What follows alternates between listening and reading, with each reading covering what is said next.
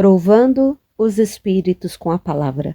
No vídeo de hoje, um texto publicado há quase 100 anos no jornal Mensageiro da Paz, outubro de 1939. O povo que não conhece a sua história está condenado a repeti-la. Análise histórica e crítica sobre o pentecostalismo universal. Se inscreva, curta e compartilhe. As Escrituras Sagradas nos fornecem dois modos infalíveis pelos quais podemos medir os homens e prová-los quanto às suas doutrinas ou métodos religiosos. E se os examinarmos em face das escolas que a Bíblia nos dá para este fim, andamos acertados, pois não nos constituímos juízes a nós mesmos, mas damos lugar ao julgamento da palavra de Deus. Vejamos o primeiro modo, que será precedido de ligeira consideração sobre qual é a boa religião. Diz a Escritura: o Verbo se fez carne e habitou entre nós. Todo o espírito que confessa que Jesus Cristo veio em carne é de Deus, e todo o espírito que não confessa que Jesus Cristo veio em carne não é de Deus. Mas esse é o espírito do anticristo, do qual já ouvistes que há de vir, e eis que está já no mundo. Vejamos então primeiramente isso. Os homens que ainda rejeitam a Jesus Cristo como Salvador encontram-se necessariamente no pecado. Podemos ainda afirmar que, segundo as Escrituras, estão no maligno.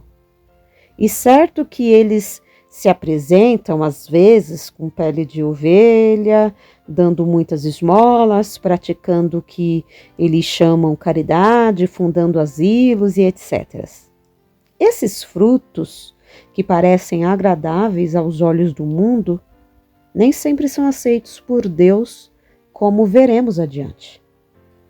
Deus assim diz: pela sua santa palavra, a religião pura e imaculada para com Deus, o Pai, é esta: visitar os órfãos e as viúvas. Órfãos e viúvas são o símbolo bíblico de desamparo e dependência absoluta da compaixão alheia nas suas tribulações, e guardar-se a si mesmo isento da corrupção do mundo. O conceito divino sobre religião é, pois, bilateral e perfeito: socorrermos o nosso próximo que está desamparado, sem negligenciarmos o esforço de nos preservarmos a nós mesmos da corrupção. Conclui-se, pois, que pode haver misericordiosos imundos, desagradando a Deus, como pode haver santos sem misericórdia. É oportuno, nesta altura, nos lembrarmos, embora ligeiramente, do que diz a Escritura em Isaías 64 e 1 de Coríntios 6. Mas todos nós somos como imundos, e todas as nossas justiças são como trapo de imundície.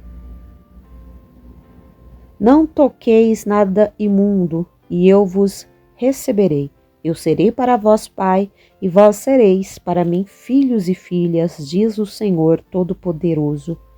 Purifiquemo-nos, pois, de toda imundícia da carne e do espírito, aperfeiçoando a santificação no temor de Deus. Entremos agora no nosso tema. Os caritativos, que se acomodam com o pecado, geralmente nada sabem da justiça que vem pela fé em Cristo. Por isso, negam que ele tenha vindo em carne. Reconhecem, sim, que Jesus andou na terra, teve corpo semelhante ao nosso, mas negam a veracidade da mensagem do anjo Gabriel à Virgem Maria: descerá sobre ti o Espírito Santo, e a virtude do Altíssimo te cobrirá com a sua sombra, pelo que também o santo que de ti há de nascer será chamado Filho de Deus. Negam ainda as palavras do Senhor reveladas a José: O que nela, em Maria, está gerado, carne, é do Espírito Santo. É óbvio que em Maria não foi gerado o Espírito do Senhor Jesus, mas o corpo do Filho de Deus. Desmentir esse milagre é estar no espírito do anticristo, no espírito antimessiânico. É contrariar, portanto, os planos divinos. Assim é que podemos provar os espíritos, já que já estão no mundo, como disse São João. Note-se que ele não se referiu a espíritos que estivessem no espaço, e sim àqueles no mundo. Então, fazer a pergunta aos espíritos se Jesus Cristo veio em carne ou em espírito, sem os submeter a uma prova maior, seria uma prática que não nos parece recomendável. Julgamo-la mesmo errada e perigosa, pois poderá concorrer para que sejamos enganados pelos demônios, invalidando assim a inabalável segurança da eficaz prova apostólica. Passemos agora ao segundo caso, sobre aqueles que confessam a vinda de Jesus Cristo em carne pelo milagre já referido. Então, pessoas há que não pretendem nem desejam deixar o pecado em que vivem, mas mesmo assim proclamam com os lábios a veracidade desse milagre. Como prová-los então? Seremos confundidos? Não. Quem crê em Cristo jamais será confundido.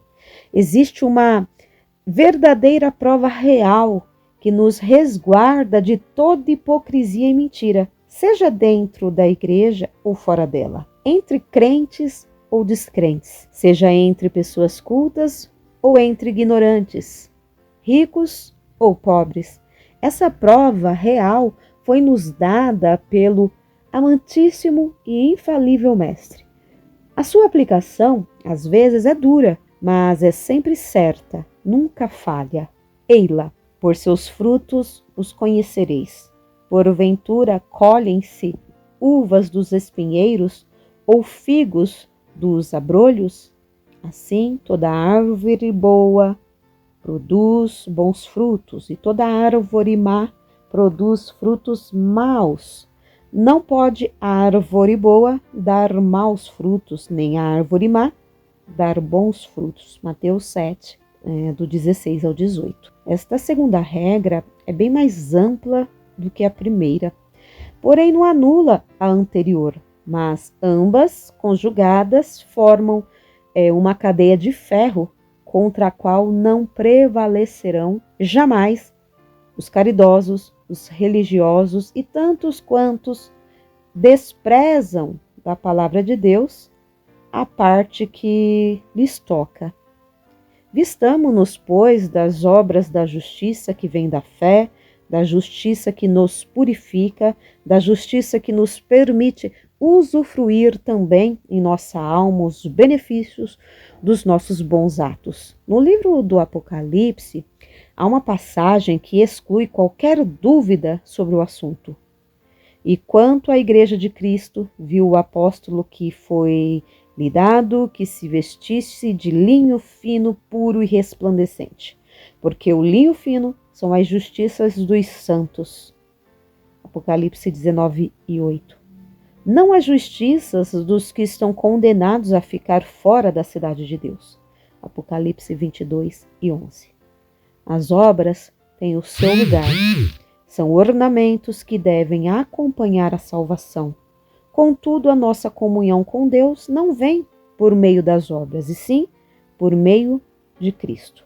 Cristo Jesus é maior e superior e de mais valor do que todas as nossas obras. Porque nada podemos contra a verdade, senão pela verdade. 2 Coríntios 13:8. Se inscreva, curta e compartilhe. Análise histórica e crítica sobre o pentecostalismo universal.